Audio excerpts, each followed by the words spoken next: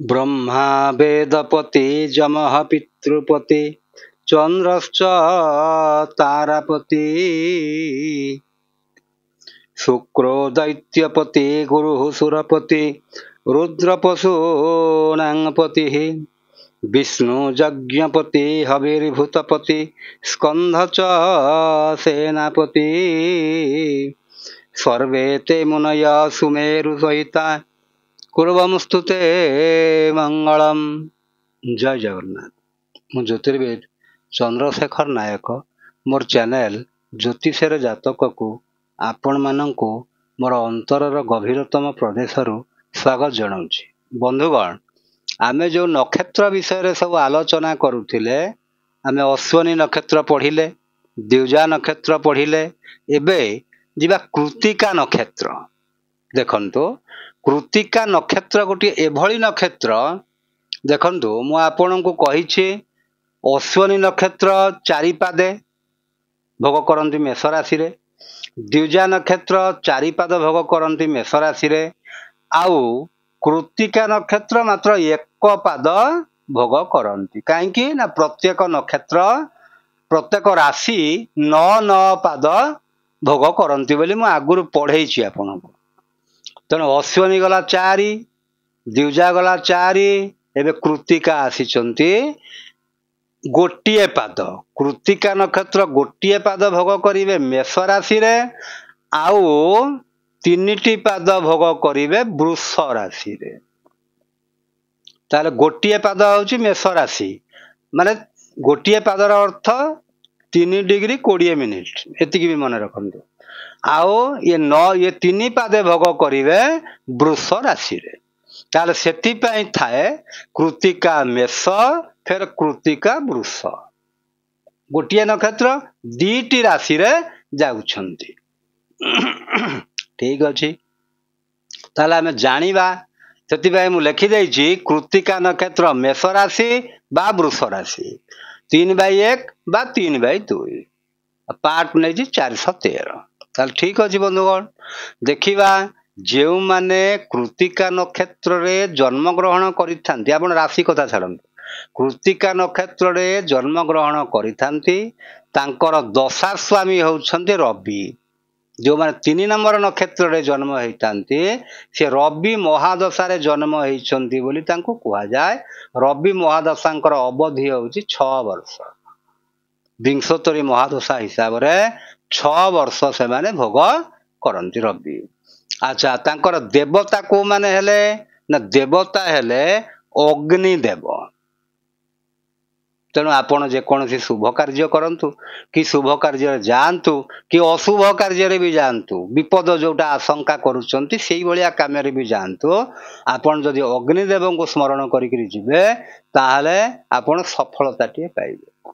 ताहाले ये कृत्तिका नक्षत्र आम शरीरर केउ केउ अंश रे तांकर आधिपत्य अछि ना। एक रहउची नेत्र, नेत्र माने आखि, बेक, कपाल आ कंठ, एतिकी होउची। काहेकि देखंतु बंधुगण, तार भी कारण अछि। नेत्र एटा होउची मेष राशि कथाटी कुआ होउची, बेक, कपाल, कंठ ये वृष राशि की पळेई गले। ठीक अछि बंधुगण, हौ आमे सियाड को जिबा नै। देखंतु ताला आधिपत्य हला कोन, नेत्र, बेक, कपाल आ कंठ। अच्छा, से कृत्तिका नक्षत्र देखिबा को को भलिया, गोटे कुराड़ी भलिया, जेमि टांगिया भलिया, देखंतु कुराड़ी भलियाटा तांकर आकृतिटी हेइथाय। आ टोटाल चरण हला 4, ता देहरु मेष रे जांती गोटिए पाद, आओ 3टी पाद जांती वृष राशि रे। जे मानकर मेष राशि रे गले तांकर राशि मालिक हले मंगल, जो माने वृष राशि रे गले तांकर राशि मालिक हेइ गले शुक्र। अच्छा, ताले तांकर शुभ संख्याटी केते? शुभ संख्याटी 1। अक्षर संख्या कोन? ए आई यू भी, ता अर्थ अ इ उ आउ भ। ए 4टी अक्षर होउची तांको पय शुभप्रद।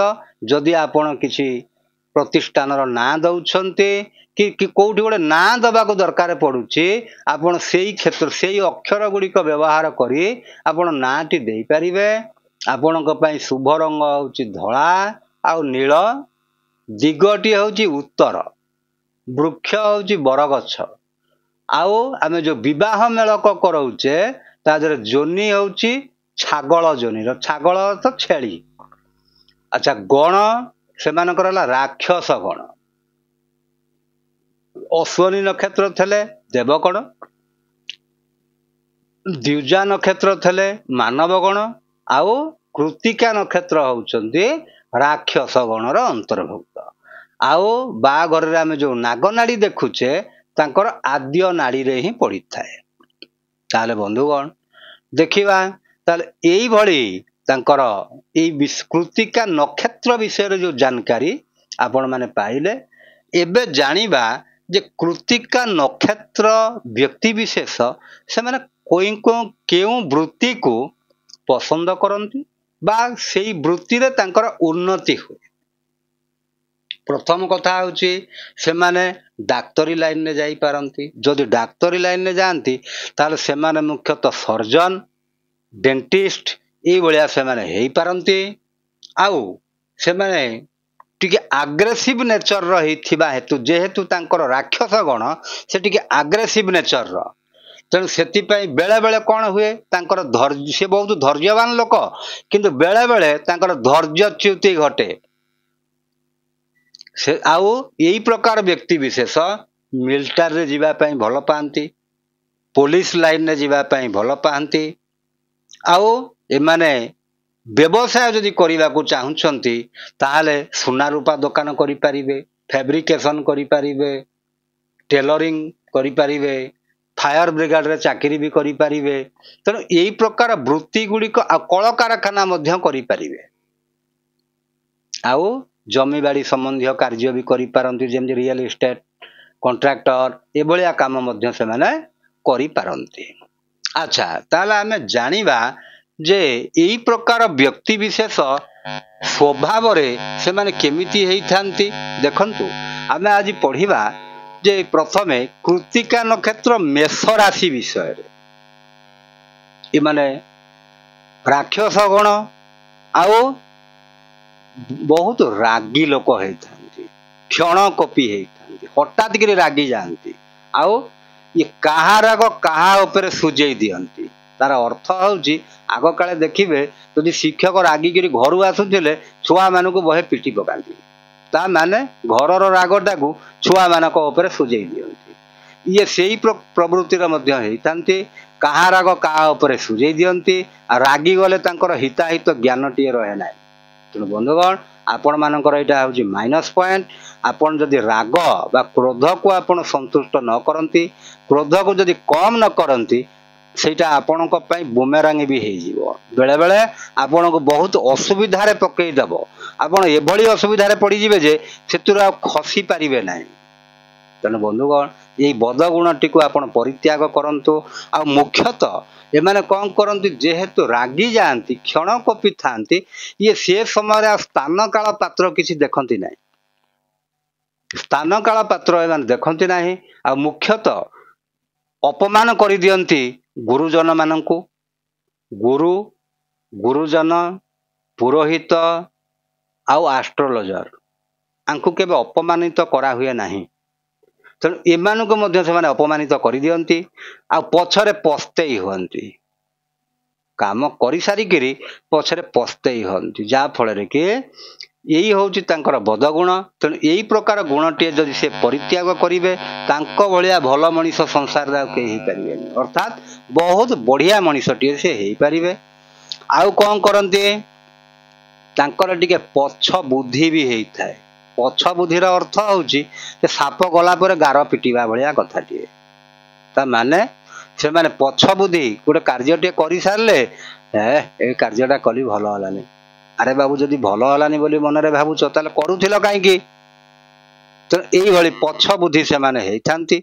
आरंभवंत भी हेइथांती। बहुत साहसी हेतु से आरंभवंत भी हेइथांती। ता माने जेतिकी कार्यटी हुए सी ताको आरंभ करंती। अन्य लोक साहस करंतीनी से कार्य करिबा पे किंतु सी ताको आरंभ करंती। ଆଉ ସେ କଣ ହେଇଥାନ୍ତି ଶତ୍ରୁ ଦମନକାରୀ ବି ହେଇଥାନ୍ତି। ତାଙ୍କ ପାଖରେ ଶତ୍ରୁ କେହି ନଥାନ୍ତି, ଶତ୍ରୁକୁ ଦମନ କରନ୍ତି। ଆଉ ମୁଖ୍ୟ କଥା ହେଉଛି ତାଙ୍କର ଦେହରେ ପେଟ ବ୍ୟଥା ରୋଗଟି ବି ସୃଷ୍ଟି ହୁଏ ବେଳେ ବେଳେ। ଆଉ ସେ କଣ କରନ୍ତି, ତାଙ୍କର ଦାମ୍ପତ୍ୟ ଜୀବନ ମଧ୍ୟ ଏଇ ରାଗ ଦ୍ୱାରା ବି ପ୍ରଭାବିତ ହେଇଥାଏ। ଅର୍ଥାତ୍ ରାଗିବା ଯୋଗୁଁ ଦାମ୍ପତ୍ୟ ଜୀବନଟି ବେଳେ ବେଳେ ବିଗିଡ଼ି ବି ଯାଏ। ଆଉ ଯଦି ଏମାନେ ବାଣିଜ୍ୟ କରନ୍ତି ବହୁତ ଲାଭ ବି ପାଆନ୍ତି, କୃଷି କଲେ ବି ଲାଭ ପାଆନ୍ତି। ଆଉ ସେମାନେ କଣ ହେଇଥାନ୍ତି, ଅନ୍ୟ କାହା ଉପରେ ଭରସା କରି ସେ ଚଳିବା ପାଇଁ ଚାହାନ୍ତିନି। ଅର୍ଥାତ୍ ସେ ନିଜେ ସ୍ୱାଭିମାନୀ ହେଇଥିବାରୁ ନିଜ ହିସାବରେ ନିଜେ ସବୁ କାର୍ଯ୍ୟଟିଏ କରନ୍ତି, ଅନ୍ୟାୟ ସହନ୍ତି ନାହିଁ। ଅନ୍ୟାୟ ତାଙ୍କ ପାଖରେ କେହି ଲୋକ କରିପାରିବେ ନାହିଁ। ଅନ୍ୟାୟ କଲେ ସେ ତାର ପ୍ରତିବାଦ, ଦୃଢ଼ ପ୍ରତିବାଦ କରନ୍ତି। ଆଉ ସେ ସତ୍ୟବନ୍ତ ବି ହେଇଥାନ୍ତି, ଯାହା କହନ୍ତି ସତ କହନ୍ତି, ଆଉ ମୁହେଁ ମୁହେଁ କହିଦିଅନ୍ତି। ବସ୍ତ୍ର ଭୂଷଣରେ ବି ତାଙ୍କର ବହୁତ ଆଦର ଥାଏ। ବାତପିତ ଦେଇ ସେମାନେ ହେଇଥାନ୍ତି। ଆଉ ପ୍ରତିଜ୍ଞାକାରୀ, ସେ ଯୋଉ କଥାଟିଏ କହନ୍ତି ସେ କଥାଟିକି ସେ ନିଶ୍ଚୟ ପାଳନ କରନ୍ତି। ଆଉ ଏମାନେ ବହୁତ ଲକ୍ଷ୍ମୀଯୁକ୍ତ ବି ହେଇଥାନ୍ତି। ବହୁତ ପଇସା ପତ୍ର ତାଙ୍କ ପାଖରେ ବି ଥାଏ। ଏମାନେ ମୁଖ୍ୟତଃ ଶ୍ୟାମଳ ବର୍ଣ୍ଣର ହେଇଥାନ୍ତି। ଆଉ ତାଙ୍କର ମୁଖ୍ୟତଃ କେଶଟି ଝଡ଼ି ଯାଇଥାଏ ବା ଅଳ୍ପ ହେଇଯାଇଥାଏ କେଶ। ସେ ପରୋପକାରୀ ହେଇଥାନ୍ତି, ବଚନ ମିଷ୍ଟଭାଷୀ ବି ସେ ହେଇଥାନ୍ତି। କିନ୍ତୁ ଏଇ କ୍ରୋଧ ଗୁଣ ଯୋଗୁଁ ସେ ସବୁ କିଛି, ଯେମିତି ଅମୃତ ଭାଣ୍ଡରେ ବିଷ ଟିକେ ପକେଇଦେଲେ ଯେମିତି ହେଇଥାଏ, ସେ ସେଇଭଳିଆ ଜିନିଷଟିଏ ହେଇଥାଏ। ତେଣୁ ବନ୍ଧୁଗଣ, ଯେଉଁମାନେ କୃତ୍ତିକା ନକ୍ଷତ୍ର ମେଷ ରାଶିରେ ଜନ୍ମଗ୍ରହଣ କରିଛନ୍ତି, ଆପଣ ଏ କ୍ରୋଧଟିକୁ ଟିକେ ସମ୍ବରଣ କରିବେ। ଆଉ ଗୁରୁ ଗୁରୁଜନ ଏମାନଙ୍କୁ କେବେ ହେଲେ ବି ଅପମାନିତ କରିବେ ନାହିଁ। ଏଇ ଜିନିଷଟି ପୁରା ଦୃଢ଼ ଭାବରେ ମନେ ରଖିଥିବେ। ଅପମାନ କଲେ କାହିଁକି ଅପମାନ କରାଯାଏ ନାହିଁ, ତା ଅର୍ଥ ତାଙ୍କ ପାଟିରୁ ଯାହା ବାହାରି ପଡ଼େ ସେଇଆ ହିଁ ଅଭିଶାପଟି ଫଳିଯାଏ, ମନେ ରଖନ୍ତୁ। ଆଉ ମୁଖ୍ୟତଃ ସେଇ ଅଭିଶାପ ଯୋଗୁଁ ସେମାନେ ତାଙ୍କର ଉତ୍ତରୋତ୍ତର ଜୀବନ ତାଙ୍କର ଦୁର୍ବିଷହ ହେଇଯାଏ। ଯେତେ ଟଙ୍କା ପଇସା ଭଲ ମନ୍ଦ ଗାଡ଼ି ମଟର ସବୁ ଥାଏ, କିନ୍ତୁ ବଞ୍ଚିବାକୁ ଆଉ ଇଚ୍ଛା ହୁଏ ନା, ସେଇଭଳି ଜୀବନଯାପନ କରନ୍ତି। ତେଣୁ ବନ୍ଧୁଗଣ, ଆପଣ ଏଇ କ୍ରୋଧଟିକୁ ଆପଣ ବର୍ଜନ କରିଦିଅନ୍ତୁ। ଦେଖିବେ ଆପଣ ଗୋଟିଏ ବହୁତ ଭଲ ମଣିଷଟିଏ ହେଇପାରିବେ। କାହିଁକି, ଆପଣ ବହୁତ ଗୁଣର ଅଧିକାରୀ, ବହୁତ କ୍ୱାଲିଟିର ଲୋକ ଆପଣ। କିନ୍ତୁ ସେ କ୍ୱାଲିଟି ଯେମିତି ଅମୃତ ଭାଣ୍ଡରେ ବିଷଟିଏ ପଇଲା ଭଳିଆ, ସେ କ୍ରୋଧଟି ଆପଣଙ୍କୁ ସବୁ ଜିନିଷଟାକୁ ନଷ୍ଟ କରିଦେଇଥାଏ। ତେଣୁ ବନ୍ଧୁଗଣ, କେବେ ହେଲେ କ୍ରୋଧ କରିବେ ନାହିଁ। କ୍ରୋଧକୁ ସଂଯମ, ନିଜ ଆତ୍ମସଂଯମ ହୁଅନ୍ତୁ। କ୍ରୋଧଟିକୁ ନିଜର ଆୟତରେ ରଖନ୍ତୁ। କ୍ରୋଧକୁ କେବେ ହେଲେ ଛାଡ଼ି ଦିଅନ୍ତୁନି ଖୋଲା। ତାପରେ ବନ୍ଧୁଗଣ, ଯେଉଁମାନେ କୃତ୍ତିକା ନକ୍ଷତ୍ର ହେଇଥାନ୍ତି ଆଉ ବୃଷ ରାଶିର ଲୋକ ହେଇଥାନ୍ତି, ଇଏ ତ ମେଷ ରାଶିର କଥା ଗଲା, ବୃଷ ରାଶିର ଲୋକ ହେଇଥାନ୍ତି, ସେମାନେ ବି ରାକ୍ଷସ ଗଣ ହେଇଥାନ୍ତି। ବହୁତ ସୁଖ ସମୃଦ୍ଧି ସେମାନେ ପାଆନ୍ତି। କୂଳ ନାୟକ ହେଇଥାନ୍ତି। ଅର୍ଥାତ୍ ତାଙ୍କ କୂଳରେ ଯେତେ ଲୋକ ଥାନ୍ତି ତା ମଧ୍ୟରେ ସେ ଶ୍ରେଷ୍ଠ ହେଇଥାନ୍ତି। କିନ୍ତୁ ଏଇଆ କଣ, ତାଙ୍କର ଟିକେ ପଛ ବୁଦ୍ଧି ହେଇଥାଏ। ଆଉ ସେ ସବୁ କାର୍ଯ୍ୟକୁ ଆରମ୍ଭ କରିବା ଲୋକ ହେଇଥାନ୍ତି।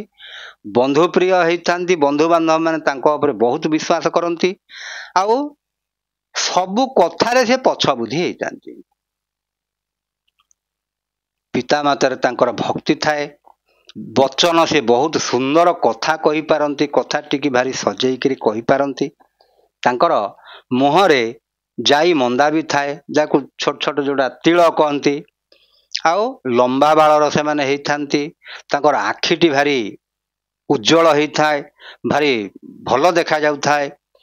ଆଉ ସିଏ ତାଙ୍କର ଶରୀରଟି ଗୋଟେ ସୁନ୍ଦର ଶରୀର ପାଇଥାନ୍ତି। ଏମାନେ ଭଲ ବକ୍ତା ହେଇଥାନ୍ତି, ରାଜସେବକ ହେଇଥାନ୍ତି, ଅର୍ଥାତ୍ ସରକାରୀ ଚାକିରିଆ ହେଇଥାନ୍ତି।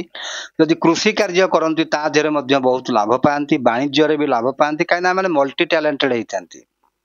ତେଣୁ ବନ୍ଧୁଗଣ, ଆପଣମାନେ ଦେଖନ୍ତୁ, ଯଦି ଆପଣଙ୍କର ଗୁଣ ସବୁଗୁଡ଼ିକ ଭଲ, ଛୋଟିଆ ଛୋଟିଆ ଯେଉଁ ବଦ ଗୁଣ ଗୁଡ଼ିକ ଆପଣଙ୍କ ଦେହରେ ଅଛି, ସେଇଟାକୁ ଯଦି ଆପଣ ବାହାର କରିଦେଇ ପାରିଲେ, ଆପଣ ବହୁତ ସୁନ୍ଦର ମଣିଷଟିଏ, ରାଜପୂଜ୍ୟ ଲୋକ ଆପଣ। ତାହେଲେ ବନ୍ଧୁଗଣ, ମୁଁ ଭାବୁଛି ଆପଣମାନେ ନିଶ୍ଚିତ ଭାବରେ ବୁଝି ସାରିବେଣି। ଯଦି ଆପଣଙ୍କୁ ଭଲ ଲାଗିଥାଏ ଲାଇକ୍ କରିବେ, ସେୟାର କରିବେ, ସବସ୍କ୍ରାଇବ୍ କରିବେ।